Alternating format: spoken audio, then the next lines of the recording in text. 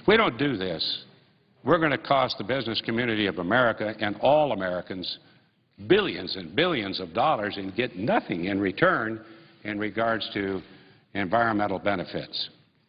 Thank you, Mr. President. I yield the floor, and I notice the absence of a quorum. Clerk will call the roll. Mr. Akaka.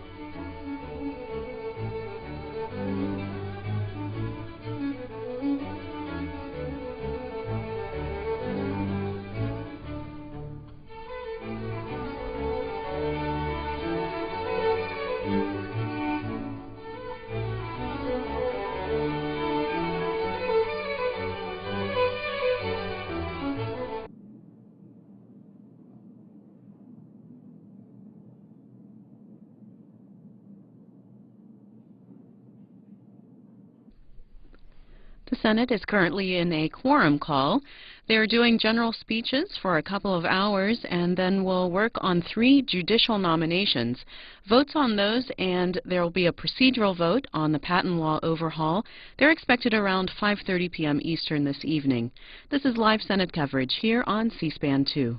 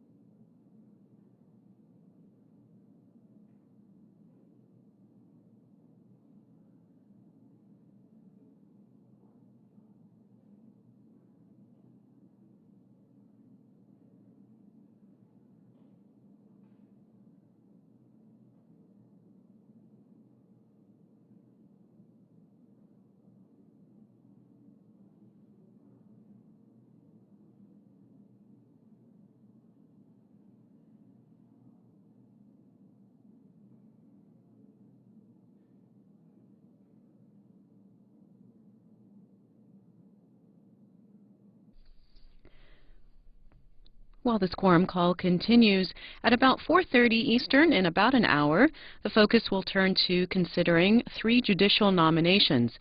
Then votes are expected at about 5:30 Eastern. While we wait for senators to come back to the Senate floor, here's a portion of this morning's Washington Journal on redundant government programs.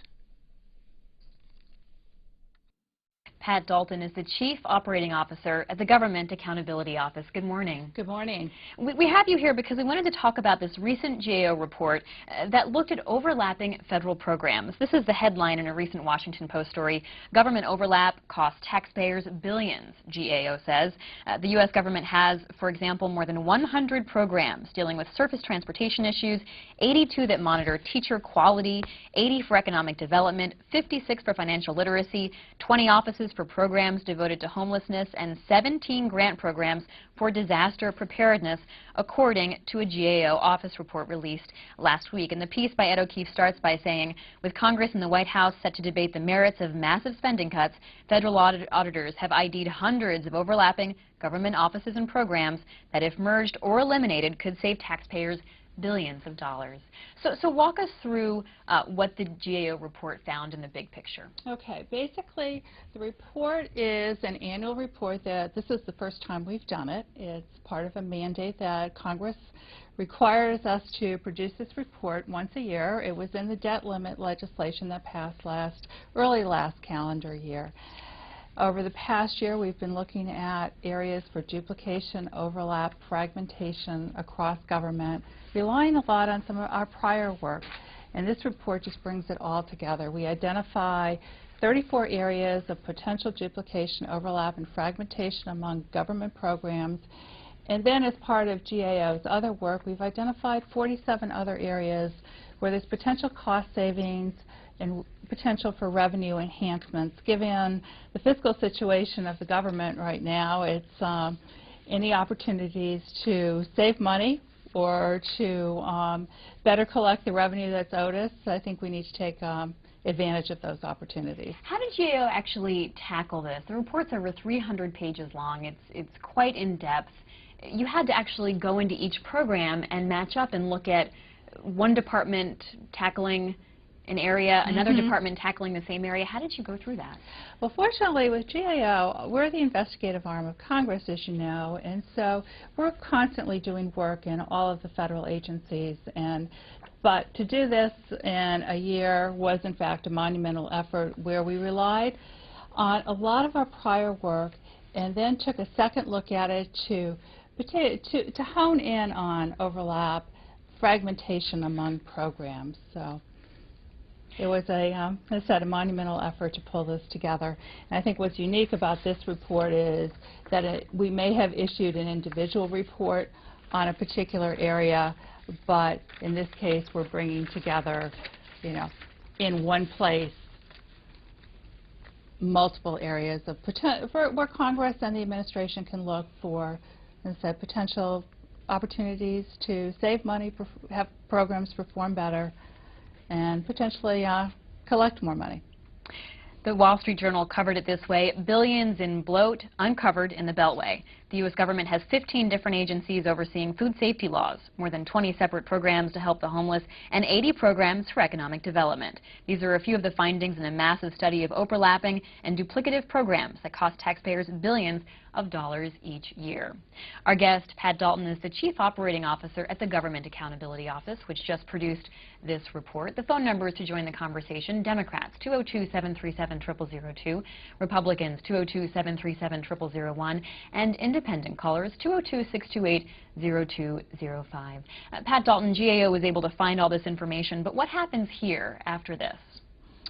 Well, in certain cases, I think, first of all, this report has gotten an incredible amount of attention, both on Capitol Hill and in the administration. So hopefully, both congressional committees and the executive branch will take a look at this report and find some opportunities, as I said, to hopefully make government work better, try to untangle some of the web of programs. However, we didn't get in the situation overnight, and it's going to take some time, and probably quite a bit of time, to try to start untangling this maze that we have. Let's go to Houston, Texas, where Bob is calling on our Democrats line. Hi there. Hi. Good morning. How are you? We're good, thanks. You're on with Pat Dalton. Thank you. I was just going to make the comment that this is a good reflection of how inept the Congress is and how the administrations over the years between them and the Congress have managed to get us into the situation where we've got all of these individual programs that are in effect for one particular area of the government.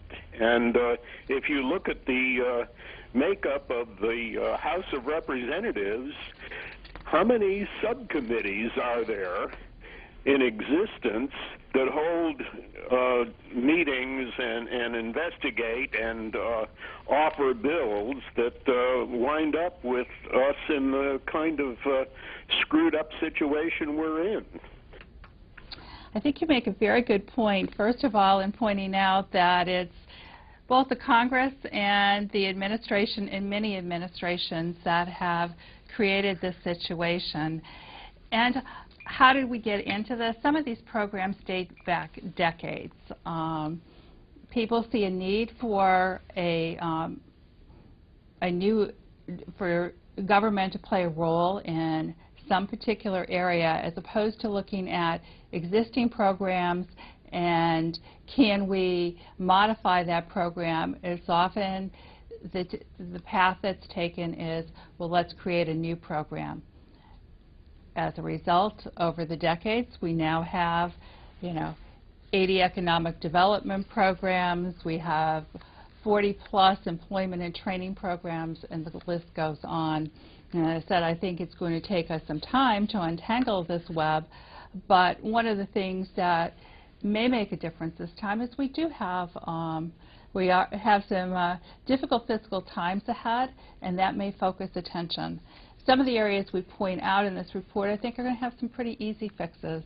Others are going to take some time. What are some of the easy fixes? Easy fixes, I would say, are more in the business practices.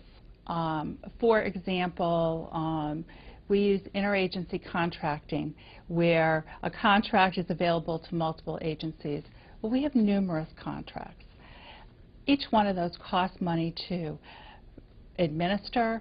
We can save money there. A cost savings area, real property. We have 45,000 buildings, excluding the post office, that are either unneeded or underutilized. If we can find other uses for that property, either selling them or finding another use, we can save a considerable amount of money. We spend over $1.6 billion every year maintaining those properties. Let's hear from Mark in Michigan. Good morning. Good morning. How are you? Hi, Mark. I would just want to say that you have your work cut out for you, and I really appreciate what you got going on. I was really trying to get on for the last session, but you have encouraged, I don't know, you've just kind of encouraged me that the country is going to be going back into the right direction. Thank you. Pat Dalton, talk to us about the history of this. Senator Coburn was an advocate of getting this report put together, but how significant is it? Has anything like this been done before? I'm not aware of anything like this being done. There's been efforts to pull this kind of information together, but this I think is the first time where everything has been, I shouldn't say everything because we clearly haven't covered the entire government, but to bring together 80-plus areas where there's potential savings, potential ways for the government to, as I said, collect for revenue enhancements, and bringing it in one place. And even though it's 300-plus pages, each issue that we identify is very succinct and very pointed in our discussion of it. So hopefully that will get attention. It will also provide a ready reference for anyone that's interested in these types of issues and want to start dealing with them. You can go to one place at this point, and as I said, it's produced by GAO, where as the investigative arm of Congress, I think we have credibility in terms of the information that's being provided. This is a press release from Senator Tom Coburn's office. It says, and quotes him, "This report confirms what most Americans assume about their government. We are spending trillions of dollars every year, and nobody knows what we're doing. The executive branch doesn't know. The congressional branch doesn't know. Nobody knows," Dr. Coburn said. This report also shows we could save taxpayers hundreds of billions of dollars every year without cutting services. And in many cases, smart consolidations will improve service. GAO has identified a motherlode of government waste and duplication that should keep Congress busy for the rest of the year, Dr. Coburn said. Dr. Coburn makes some very good points there. One point in particular that he made is that we don't know what the programs are producing. What effect are they having? An example would be, we talk about 18 domestic food assistance programs in the report, and for 11 of them, we don't have any idea how effective they are. That's something that we really need to know as we look at these program areas, whether it's employment and training, food assistance, transportation. We need to start asking ourselves, you know, what do we want to achieve, who do we want to serve, and what do we want, how do we want to do it, what's the best way to do it. As Pat Dalton just mentioned, some of the discoveries in this GAO report show that there are 18 different programs focused on domestic food assistance, also 7 different federal agencies, including 20 programs that work on homelessness. 80 different services are there for transportation disadvantaged persons. And that comes to us from the recent GAO report. Let's go to Warsaw, Indiana. Ken, Republican. Hi. Good morning. Good morning. Ms. Dalton, I just have 2 questions, please.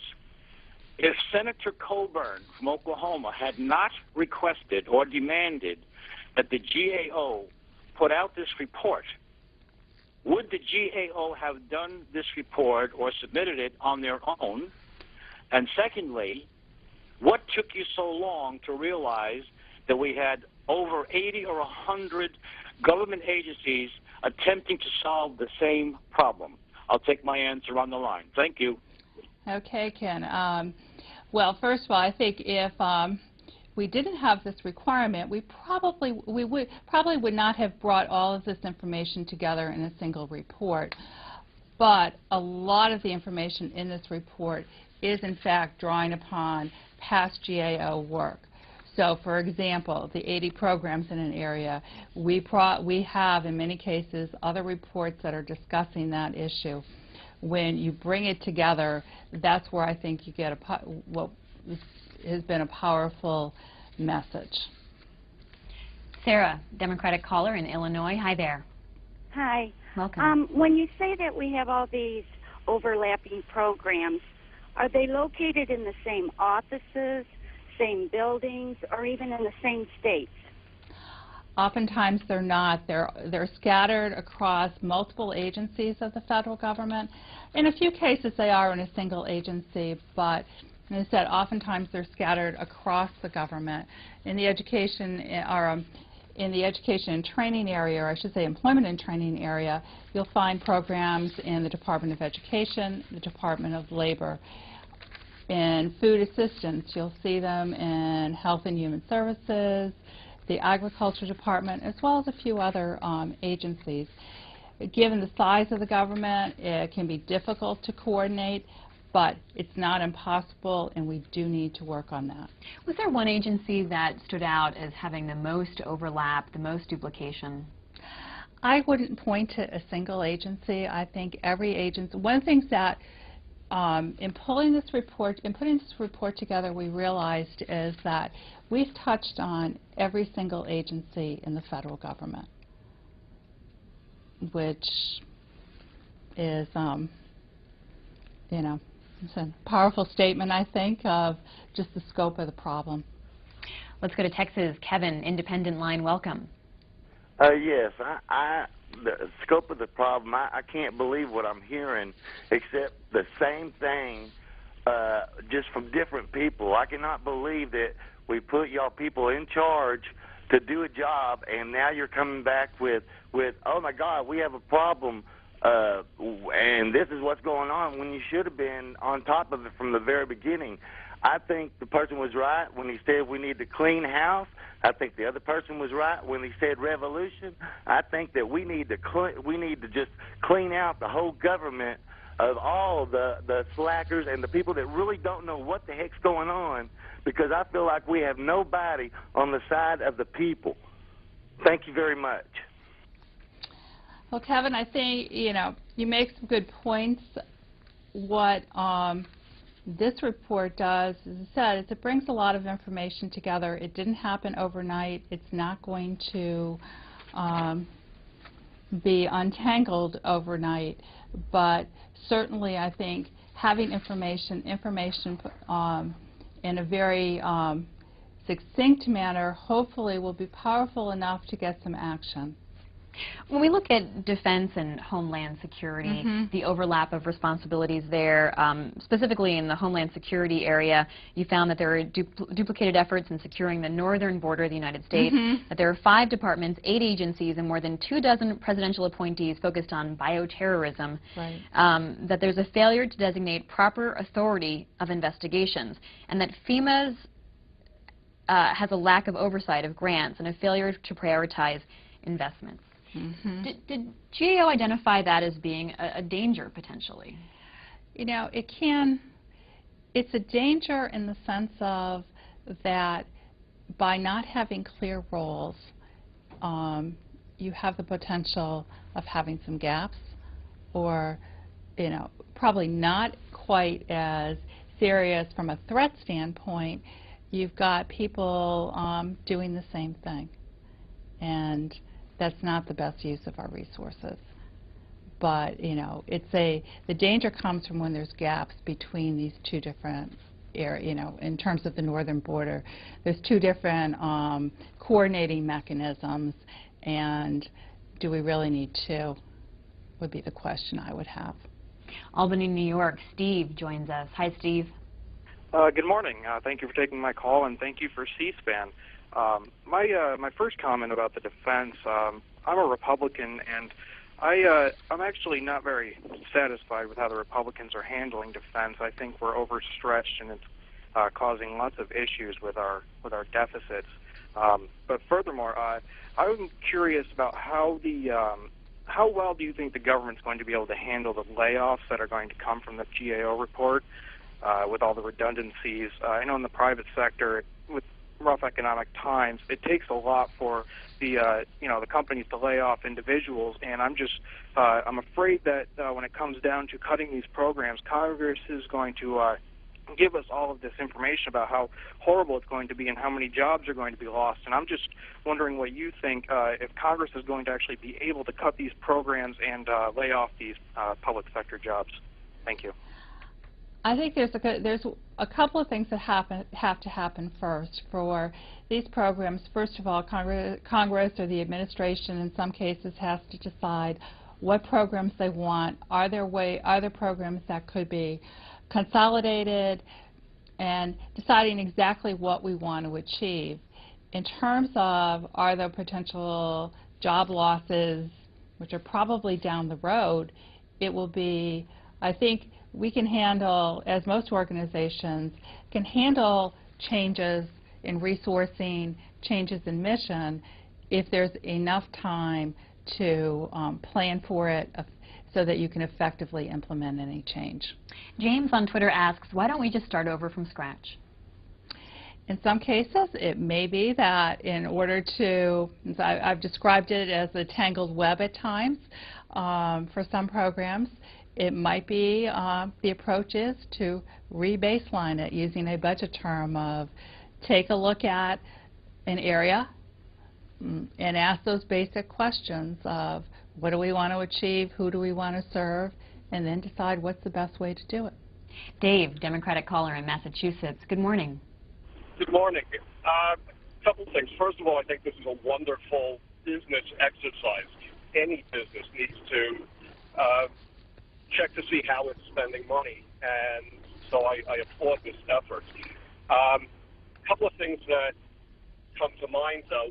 One, our political environment is very much an us against them environment. So I would hope that going forward, the recommendations are about what makes the most business sense, what makes the best, what's going to provide the best services for the people in the country, and where we can learn our lessons, rather than saying, oh, well, it was this party's doing or the other party's doing.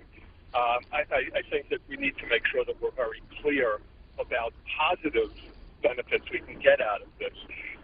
Two quick things that I have questions about is, one, are you going to be looking to put together a set of recommendations or guidelines to assist legislators and whomever going forward to avoid creating new duplication? And two,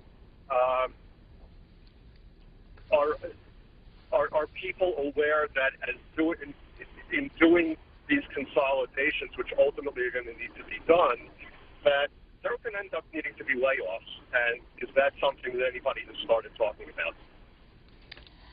Well, let me answer your first question, your second question first. And in terms of layoffs, I don't think we're there yet. I think we still need to decide what we're going to be doing. In terms of positive outcomes, in this report, as I mentioned earlier, we talk about some things that are relatively easy to, I think, or relatively easy to accomplish. Other things are going to take some time. Some of the business practices where we can do things better with sustained attention by both Congress and the administration, I think we really can achieve some positive results.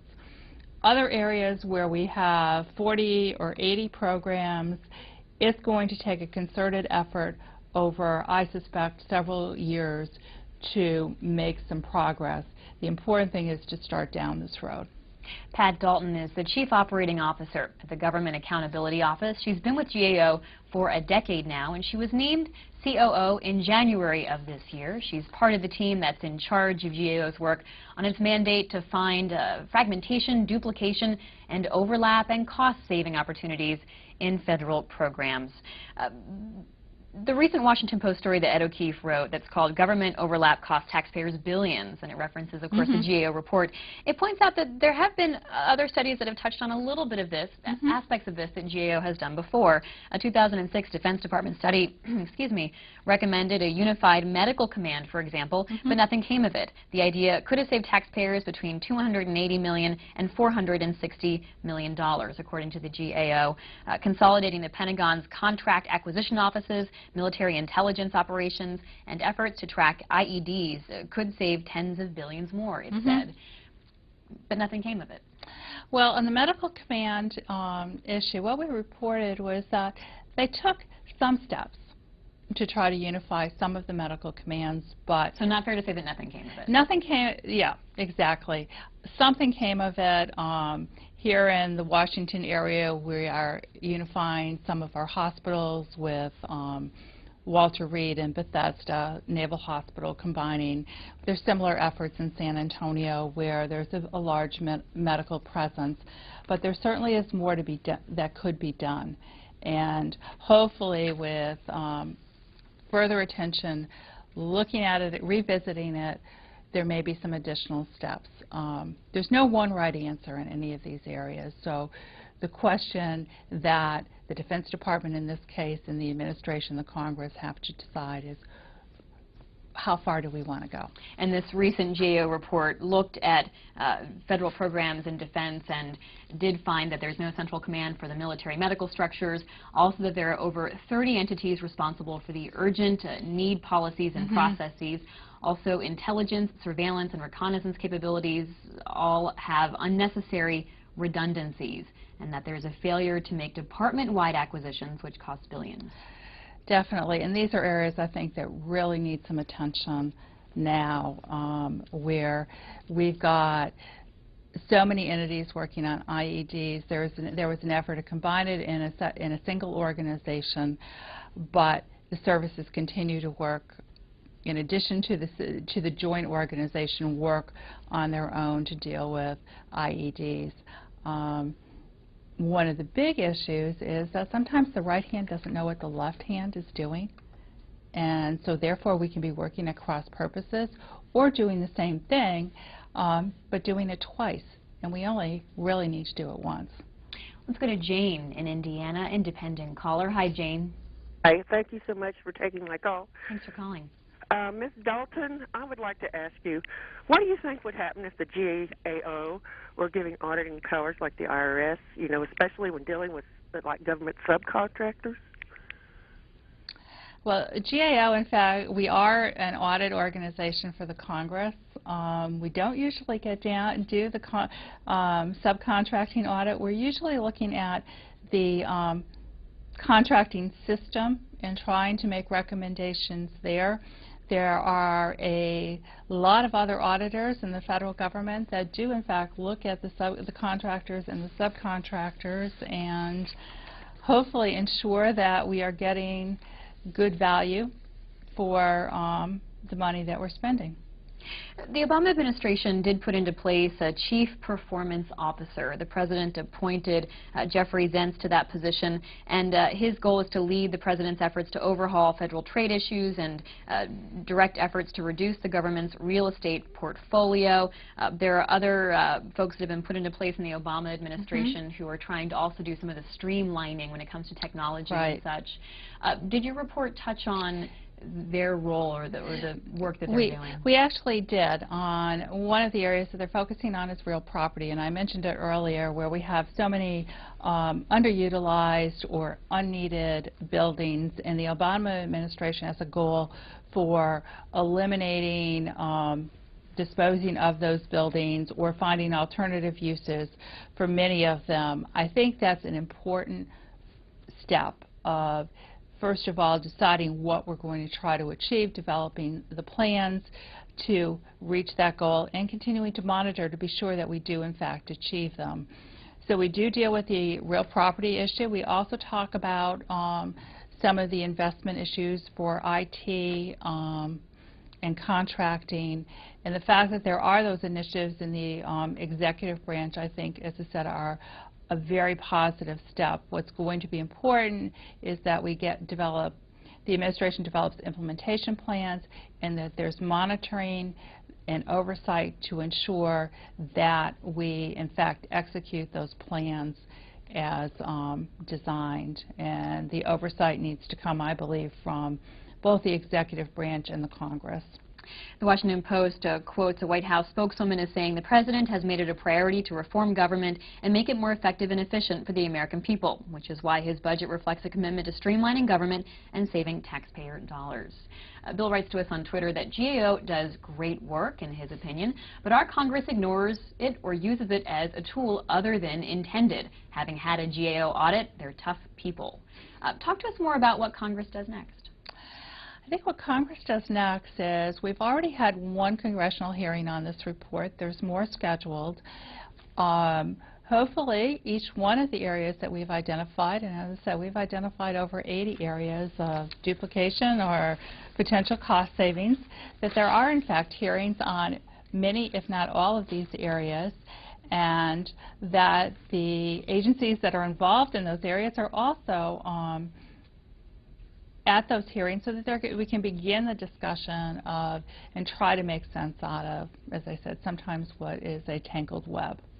In the New York Times Week in Review section from yesterday, it has a section called Laugh Lines, where it looks at some of the comedic moments of the week that touch on politics, and it quotes Jay Leno as saying, according to a new study by a federal watchdog agency, overlapping and duplicate federal programs waste billions of taxpayer dollars every year. Congress has taken the study so seriously that it has ordered a second study to look into it. How do you come up against this idea that the American public has, according to Jay Leno, that the study can yield maybe more studies or begets more studies, but the action? Well, actually, I think at one level he's touched on a good point. There will be another study. This report that we produced is a requirement. We're required now to produce this report every year.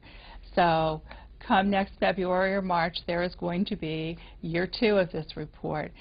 And that, I think, is an important thing, of that it is going to continue. We're going to continue to be reporting on this. We expect that we will expand the areas that we are looking at.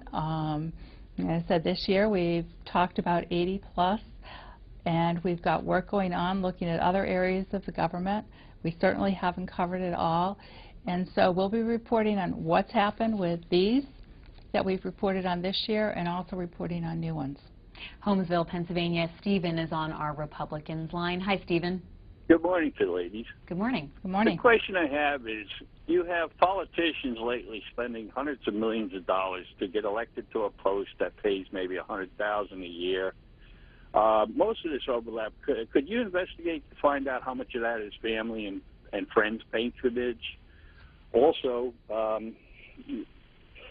I just had brain freeze just now, but mainly patronage is the most important. Secondly, are you going to kick the can down the road because the unemployment figures are so high that if you clean house, it's going to make it look worse for the president?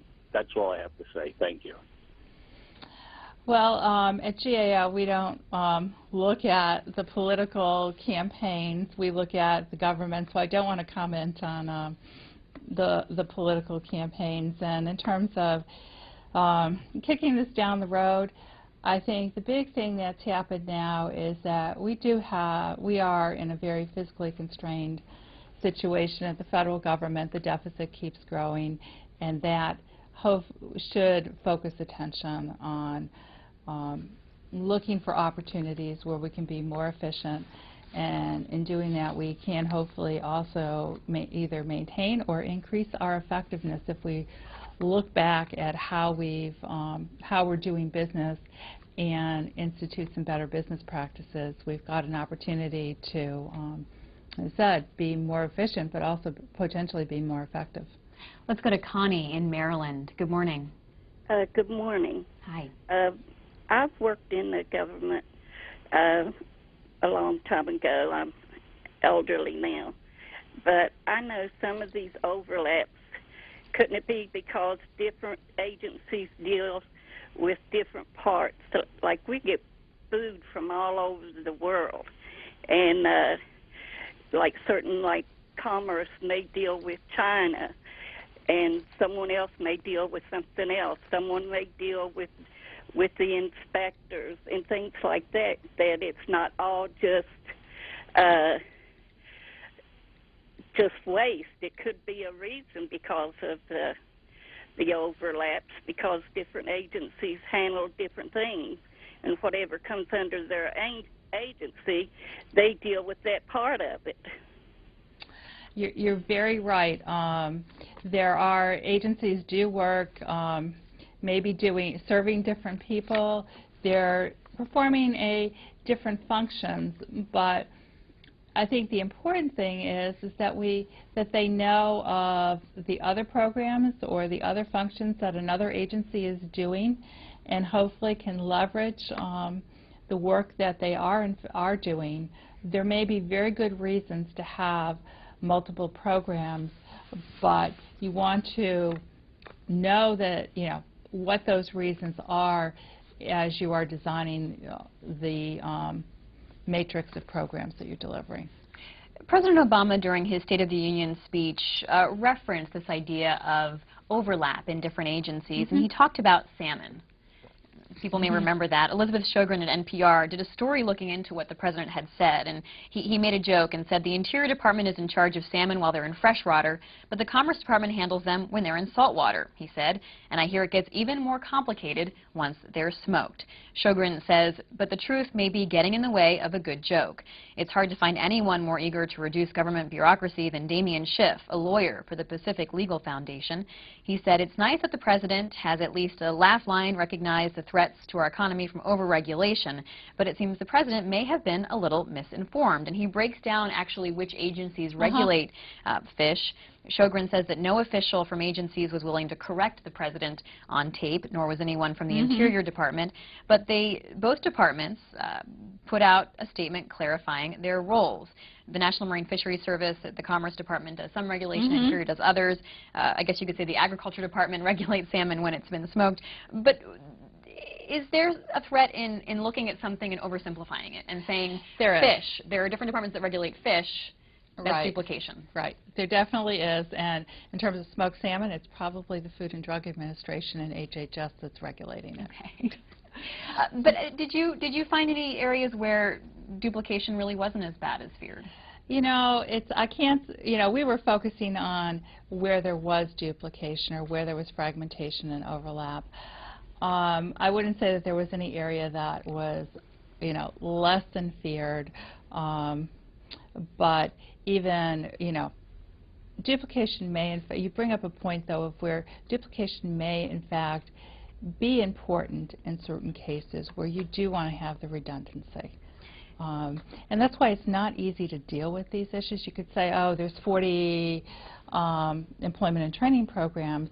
We, in fact, may need multiple programs. The story from NPR quotes Jamie Rappaport, who headed the Fish and Wildlife Service under the Clinton administration, as saying that the president was talking about trying to reduce government overlap and agency duplication, but salmon is a good example of agency coordination instead, rather than duplication, in her opinion. It can be. The question really in coordination is it as effective as it needs to be?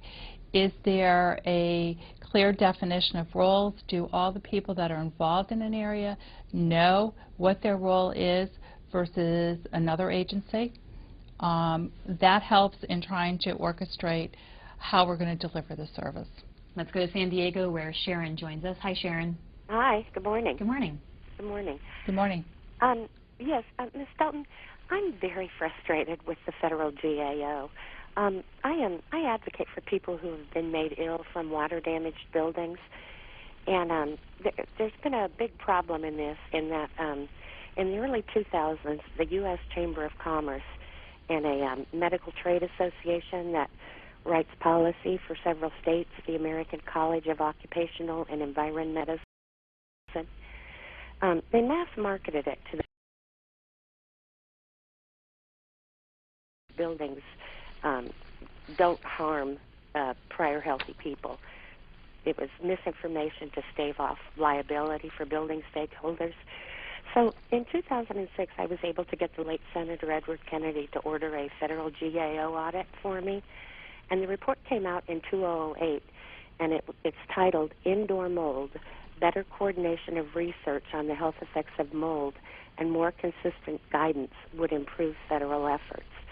Well, this came out in 2008, and the Federal Interagency on Indoor Air Quality is trying to oversee and working very hard to get different government agencies to join together to try and send consistent messaging.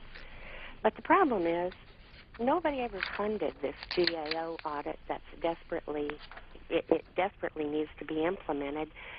We have a lot of wonderful people in our government in these various agencies that are practically volunteering their time because they know how important this is. And another problem, too, is while the GAO audit itself has helped, specifically deleted from the audit was looking into who had the conflicts of interest that mass-marketed the misinformation in the first place. So here's my question for you. This is still causing an extreme problem out here in the private sector because the U.S. Chamber is still greatly influencing this issue. We're wasting billions of dollars, and the information from the federal government is not getting to the private sector physicians. What I'd like to know is, what does the federal GAO do to look at audits that they've done in the past and then follow up and see if they are being implemented to best use of our tax dollars? Let's get an answer. Okay, with all of the reports that we issue and the recommendations that are in them, we regularly follow up on those recommendations with the agencies to see what their status is. If we do a follow-on audit at the request of Congress, then we will also include in that report the status of the prior recommendations. What our role is to provide, at GAO, is to provide information to the Congress and the administration with specific recommendations as appropriate for their action. We don't have the power to implement them.